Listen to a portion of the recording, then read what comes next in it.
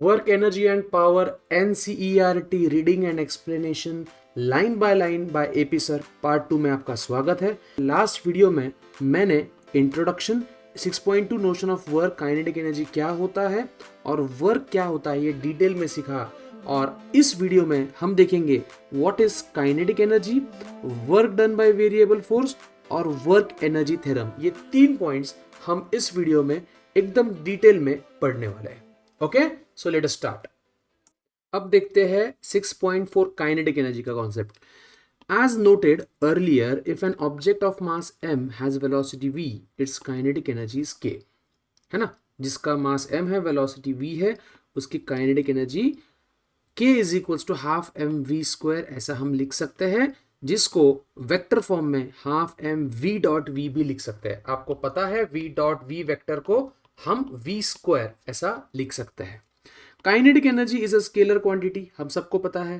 The kinetic energy of an object is a measure of the work an object can do by virtue of its motion. मतलब kinetic energy इतना work वो object कर सकता है उसके motion के वजह से। मतलब अगर एक बॉडी है जिसका मास m है, जिसके पास वेलोसिटी v है, तो ये बॉडी अगर किसी मान लो दूसरे बॉडी को हिट करती है तो वो हाफ एम वी स्क्वायर इतना वर्क कर सकती है। This motion has been intuitively known for a long time. ये नोशन हमें बहुत समय से पता था। The kinetic energy of a fast flowing stream has been used to grind corn. Sailing ship employ the kinetic energy of wind.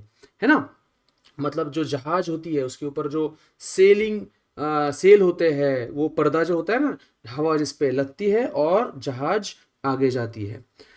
Table 6.2 list the kinetic energy of various objects. अलग अलग object की kinetic energy रफली यहाँ पर दे रखी है। Car जिसका मास 2000 के आसपास होता है और स्पीड ऑलमोस्ट 25 मीटर्स पर सेकेंड के आसपास आती है, ये किलोमीटर पर आवर में बहुत बड़ी हो जाएगी। ठीक है, तो उसकी काइनेटिक एनर्जी देखो भाई कितनी ज़्यादा है, 6.3 10 टू द पावर 5। दूसरा, रनिंग एथलेट के पास ऑलमोस्ट मास 70 किलो लिया है, वो इतने स्पीड से भाग सकता है, तो उसकी काइनेटिक एनर्जी आ जाएगी 3.5 10 टू द पावर 3। ऐसे बुलेट है, इसका मास ऑब्वियसली एक 50 ग्राम के आसपास होता है, जिसकी स्पीड 200 के आसपास होती है, उसकी काइनेटिक एनर्जी और वो एथलेट की काइनेटिक एनर्जी ऑलमोस्ट इक्वल होती है। तो रनिंग एथलेट और बुलेट की देखो ना, ऑलमोस्ट काइनेटिक एनर्जी इक्वल है। मास बुलेट का कम है बट फिर भी उसके पास उतनी ही काइनेटिक एनर्जी है जितने एथलीट के पास है। तो मैं आपको एक छोटा सा टास्क देता हूँ, ये सारे मास और सारे वेलोसिटी स्पीड से आप ये खुद से कैलकुलेट करके देखो और कमेंट सेक्शन में लिखो कि सर हमने वो कर दिया है। ओके, आगे बढ़ते हैं, एग्जाम्पल देखते हैं। Example 6.4. In a ballistic demonstration, a police officer fires a bullet of mass 50 grams with a speed of 200 meters per second. मास दिया है, स्पीड दी है। On soft plywood of thickness 2 centimeter, उसका thickness भी दिया है। The bullet emerges with only 10% of its initial kinetic energy. तो 90% loss हो गया है। What is the emergent speed of the bullet? तो आपको क्या करना है, क्योंकि ये NCERT का एक्सप्लेनेशन है तो मैं सोल्यूशन ही एक्सप्लेन करूंगा। The initial kinetic energy is half M v square, obviously वो 1000 जूल आ जाएगा, है ना। और it has final kinetic energy which is 10%। 10% मतलब 10/100 विच इज 0.1। तो देख सकते हो यहाँ 0.1 आ गया, तो उससे एनर्जी 100 आएगी, उसको हाफ एम वी स्क्वायर से कंपेयर करो, यहां से आपको फाइनल वेलोसिटी मिल जाएगी। ये खुद से ट्राई करने वाली बात है दोस्तों, है ना, खुद से ट्राई करना है। तो 6.5 वर्क डन बाय अ वेरिएबल फोर्स, ये काफी इंटरेस्टिंग है, काफी इंपॉर्टेंट भी है, तो मैं चाहूंगा स्टूडेंट्स ने ये पॉइंट पे बहुत ज्यादा फोकस करना है। Constant force is rare.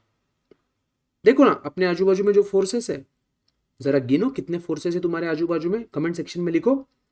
तुम्हारे आजू बाजू में जितने फोर्सेस है वो कांस्टेंट नहीं है, it is variable force which is more commonly encountered. मतलब जो फोर्सेस हमें आजू बाजू में मिलते हैं वो यूजुअली वेरिएबल फोर्सेस होते हैं। Figure 6.2 is a plot of varying force in one dimension. देखते हैं हम थोड़ी देर में, ठीक है। फिगर 6.2 आप देख लो तब तक टेक्स्ट बुक में। If the displacement dx is small, we can take the force fx as approximately constant and work done is given by force into displacement। मतलब वो ये कहना चाहते हैं, मान लो स्मॉल डिस्प्लेसमेंट के लिए क्या मैं फोर्स को ऑलमोस्ट कांस्टेंट कह सकता हूं?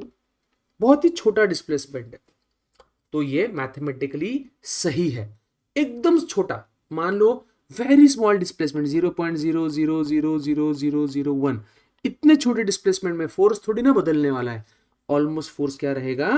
कांस्टेंट ही रहेगा। Okay, this is illustrated in the figure 6.3a। adding successive rectangular areas we get the total work done as summation of force into displacement. अब ये मैं आपको एक्सप्लेन करने जा रहा हूं, है ना, आपके टेक्स्ट बुक में देखना। मान लो ये ऐसा एग्जाम्पल दिया हुआ है, आप देख सकते हो फोर्स की वैल्यू यहां अलग है, फोर्स की वैल्यू यहां अलग है, तो अलग अलग पोजीशन पे यहां पर फोर्स इतना है, यहां पर फोर्स इतना है। बट एक स्मॉल डिस्प्लेसमेंट के लिए देखो, ये स्मॉल डिस्प्लेसमेंट यहां मैंने बनाया, यहां पर ये स्मॉल डिस्प्लेसमेंट के लिए फोर्स की वैल्यू देखो ऑलमोस्ट यहां पर कांस्टेंट आ रही है, ध्यान से देखो, ये ऑलमोस्ट मैं फोर्स की वैल्यू फिक्स ले सकता हूं फ्रॉम हियर टू हियर, ये स्मॉल डिस्प्लेसमेंट के लिए। तो फोर्स मतलब ये वाला पार्ट, ये वाला पार्ट, और डिस्प्लेसमेंट मतलब ये हॉरिजॉन्टल वाला पार्ट। तो force into displacement, don't you think एक रेक्टेंगल बन जाएगा वहां पर?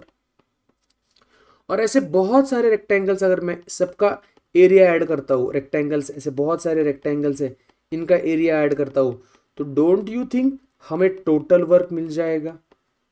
सोचो, ऐसे बहुत सारे रेक्टेंगल्स है, उनका एरिया अगर मैंने ऐड कर दिया तो मुझे टोटल एरिया से टोटल वर्क डन मिल जाएगा। यही कॉन्सेप्ट एनसीईआरटी के ऑथर हमें बताना चाहते हैं। समेशन मतलब ही इंटीग्रेशन, है ना। सम करना मतलब सबको ऐड करना, छोटे छोटे वर्क्स को ऐड करके हमें टोटल वर्क मिल रहा है। आगे, where the summations is from the initial position xi to final position xf, मतलब शुरू हो रहा है xi से, खत्म हो रहा है xf पे। If the displacement are allowed to approach zero, अगर डिस्प्लेसमेंट हम बहुत बहुत बहुत छोटा करते हैं, then the number of terms in the sum increases without limit.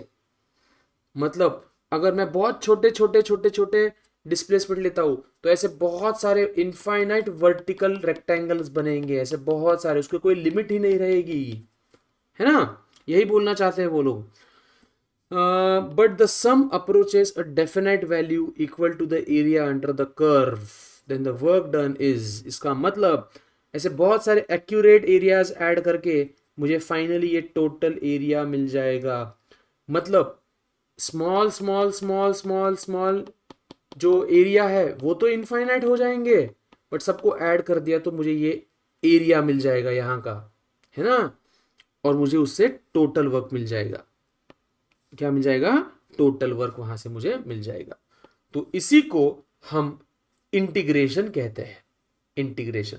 तो याद रखो बच्चों, तो work done by variable force, work done by variable force is given by integration of force into displacement from initial position to final position. ये work का एक बहुत ही ज्यादा इंपॉर्टेंट फॉर्मूला है। कमेंट सेक्शन में लिखो आपको समझ में आ गया। ये खुद से पढ़ना है, ये आपके नोट्स में होना ही चाहिए।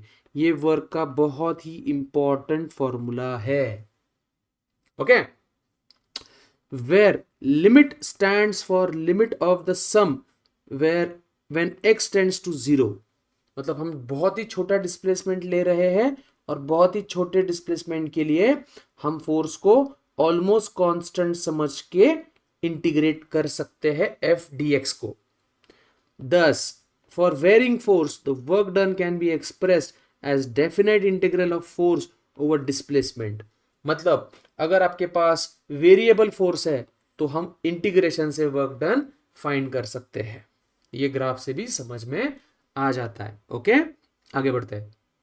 तो आप यहां पर देख सकते हो कि इंटीग्रेट करके फाइनली हमें टोटल एरिया यहां पर मिल गया है। देख सकते हो ये इसका एरिया वर्क डन होगा। तो ये और एक नोट पॉइंट लिख लो, फोर्स और डिस्प्लेसमेंट ग्राफ के अंदर का एरिया तुम्हें वर्क डन देगा। लिख लो, ये बहुत ही इंपॉर्टेंट है। आगे बढ़ते हैं। तो यहां दिया है the shaded rectangle represents the work done by the varying force. तो ये जो एरिया है वो वर्क डन होता है over small displacement dx, work equal to f dot dx। Adding the areas of all rectangles we find that for x tends to 0 the area under the curve is exactly equal to work done। मतलब देखो ये क्या है ना बच्चों, जब हम for example example दे रहा हूं, अगर हम इतना डिस्प्लेसमेंट लेते हैं, रेक्टेंगल ये वाला लेते हैं, तो ध्यान से देखना यहां ये पार्ट छूट रहा है, ये येलो कलर जो कर रहा हूं मैं, ये पार्ट छूट रहा है। बट जब मैं डिस्प्लेसमेंट बहुत ही छोटा लेता हूं, बहुत ही छोटा, तो मुझे बताओ कुछ छूटेगा? नहीं ना, यहां कुछ नहीं छूटेगा। देखो ध्यान से देखो, येलो पार्ट बहुत ही नेग्लिजिबल हो गया। तो इसीलिए डिस्प्लेसमेंट को बहुत नेग्लिजिबल करते हैं, है ना? बात समझ में आई? इसी बात पे वीडियो को लाइक जरूर कर देना कि ये इंटरेस्टिंग पॉइंट है ना? आगे बढ़ते हैं।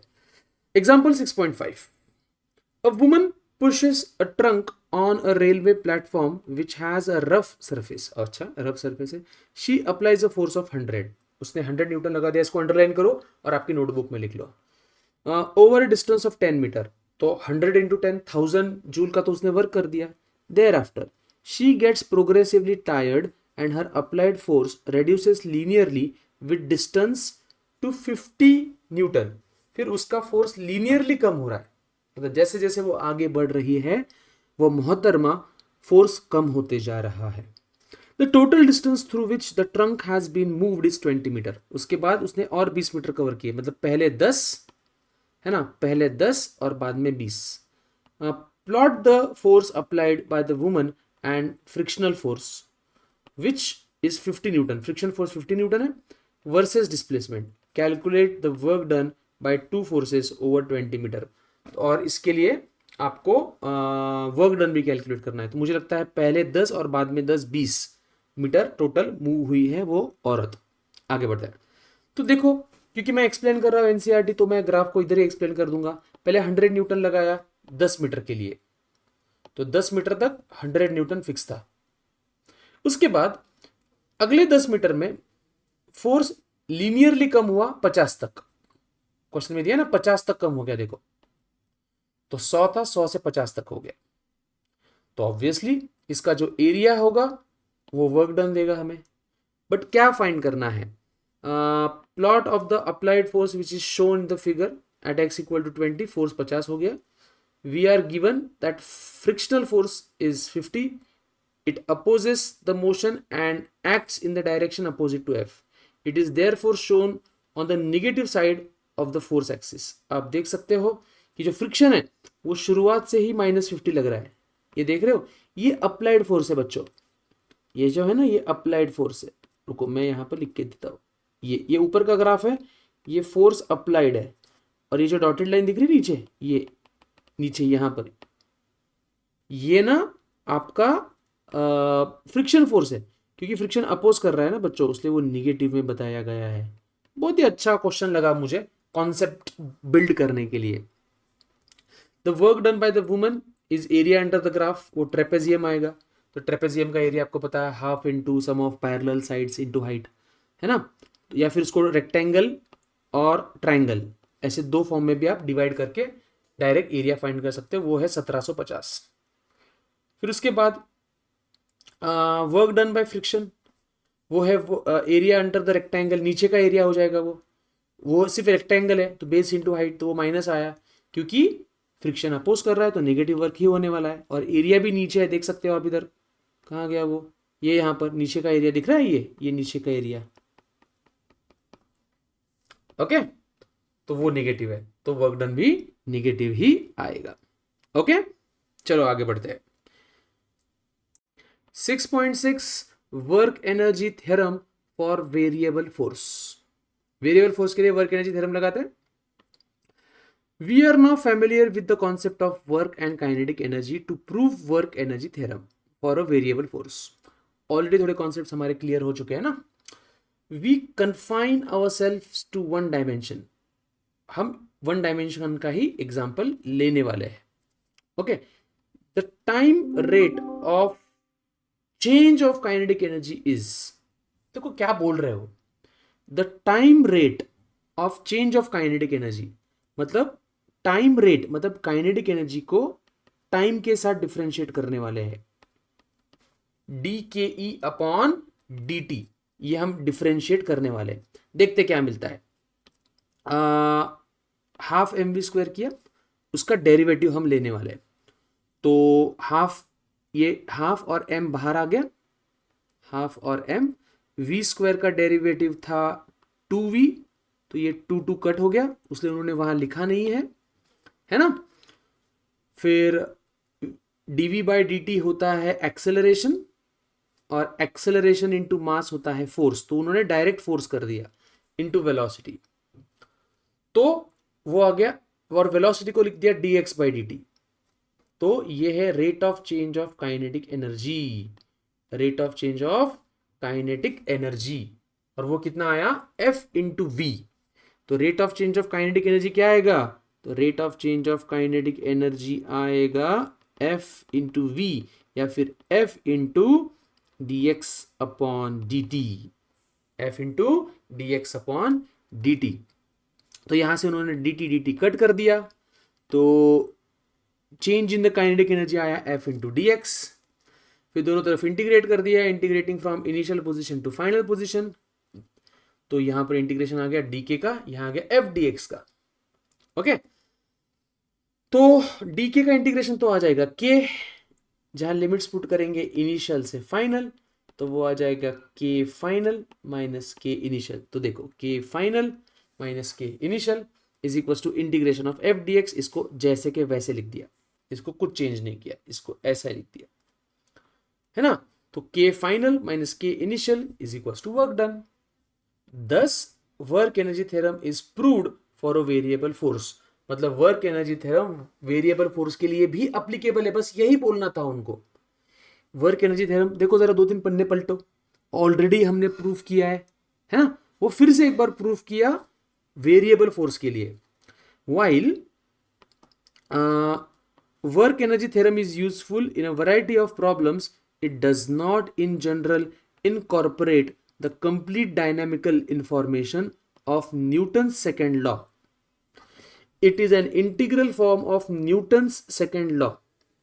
अब देखो क्या बोल रहे हो, while the work energy theorem is useful in a variety of problems, it does not in general incorporate the complete dynamical information of Newton's second law. Newton's second law क्या है, rate of change of momentum is equals to net force, उसका पूरा use नहीं है यहां पर, it is the integral form of Newton second law. तो actually work energy theorem ये बस न्यूटन सेकेंड लॉ का इंटीग्रल फॉर्म है। Newton second law is the relation between acceleration and force at any instant of time.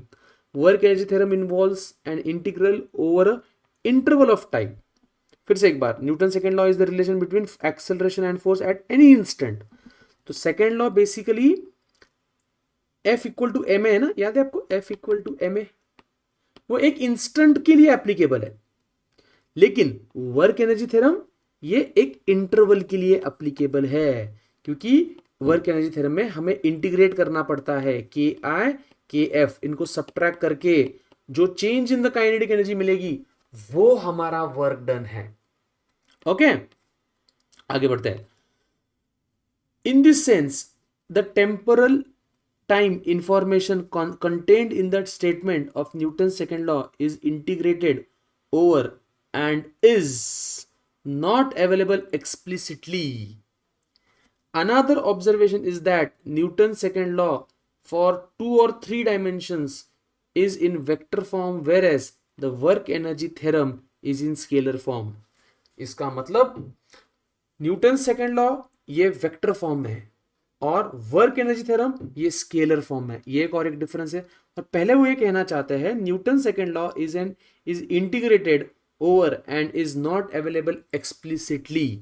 इसका मतलब Newton second law हमें instantaneous value देता है और वर्क एनर्जी थ्योरम में हमें इंटीग्रेट करना पड़ता है. तो न्यूटन सेकेंड लॉ से हमें डायरेक्ट वर्क एनर्जी थ्योरम नहीं मिल सकता है, तो इसलिए इंटीग्रेशन जरूरी है. ये उनका कहने का मतलब है.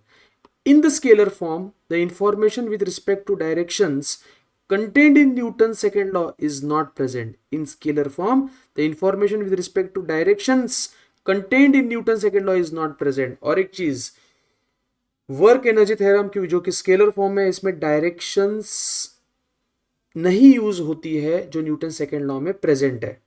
In scalar form, information with respect to direction contained in Newton's second law is not present. जो न्यूटन सेकेंड लॉ में जो डायरेक्शंस है वो वर्क एनर्जी थ्योरम में नहीं यूज्ड है. ओके, तो ये थोड़ा सा लास्ट पैराग्राफ 2 4 5 बार पढ़ो, थोड़ा सा और क्लैरिटी आएगी. और कुछ भी डाउट है तो कमेंट सेक्शन में लिखो, मैं और एक्सप्लेनेशन दे दूंगा. Example 6.6, a block of mass 1 kg. लिखो मास 1 kg है, moving on a horizontal surface with speed 2 metre per second. तो इसको इनिशियल स्पीड बोलेंगे हम. क्या बोलेंगे? Initial speed.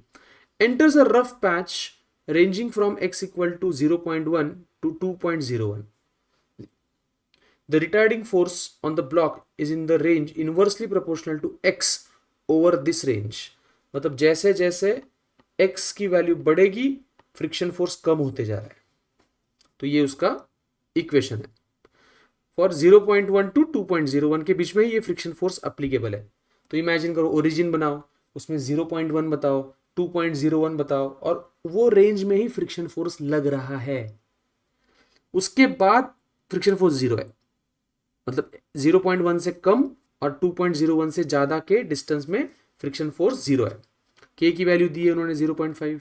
What is the final kinetic energy and speed of block as it crosses this patch. वो patch cross होने के बाद कितनी काइनेटिक एनर्जी और स्पीड उसके पास है. तो सिंपल हमारे पास रूल है, final kinetic energy minus initial kinetic energy is equal to integration of F dot D X from initial X I to final X F. तो हमारे पास है ना, तो हमारे पास फोर्स पता है हमको, हमें डिस्प्लेसमेंट के वैल्यूज भी दिए हैं, हमारे पास इनिशियल एनर्जी भी है, बस हमें फाइनल एनर्जी आ जाएगी. तो इसको सॉल्व करो, इंटीग्रेट करो, 1/x का इंटीग्रेशन लॉग हो जाएगा. तो यहाँ लॉग का यूज है. तो देखो लॉग की वैल्यू पुट कर दी. यहाँ पर एक प्रॉपर्टी यूज करनी है हमें, log of 2.01 minus log of 0.1. इसको डिवाइड करना पड़ेगा लॉग ऑफ 2.01 अपॉन 0.1. तो यहाँ लॉग की ये प्रॉपर्टी यूज हुई है, के की वैल्यू पुट की है, और फिर लॉग टेबल में लॉग 20 की वैल्यू आ जाएगी, उससे आंसर आएगा 0.5. और इसको अगर हम half M V F square को कंपेयर करते हैं जो कि फाइनल काइनेटिक एनर्जी है, तो उससे हमारी स्पीड भी आ जाएगी. ओके, तो ये क्वेश्चन को आपको स्टेप बाय स्टेप खुद से करना है. वीडियो देख के तो फिजिक्स नहीं अच्छा हो सकता है. पेन लो, पेपर लो, खुद से एक एक स्टेप को देखो, और जहां प्रॉब्लम आता है ये वीडियो फिर से देखो. ओके, आगे बढ़ते हैं. तो आगे हियर नोट दैट ln मतलब log is a symbol for natural logarithm to the base e and not to the base 10. ये बहुत इंपॉर्टेंट है. और log to the base e को log to the base 10 में कन्वर्ट करना है तो 2.303 से मल्टीप्लाई करना पड़ता है. log to the base e को log to the base 10 में कन्वर्ट करना है तो 2.303 को 303 से मल्टीप्लाई करना पड़ता है. ये याद रखो और इसको लिख लो नोट पॉइंट बोल के. ओके, तो यहां पर हमने क्या खत्म किया, यहां हमने खत्म किया the concept of kinetic energy. आप देख सकते हो हमने काइनेटिक एनर्जी का कॉन्सेप्ट अभी तक क्लियर किया है. ओके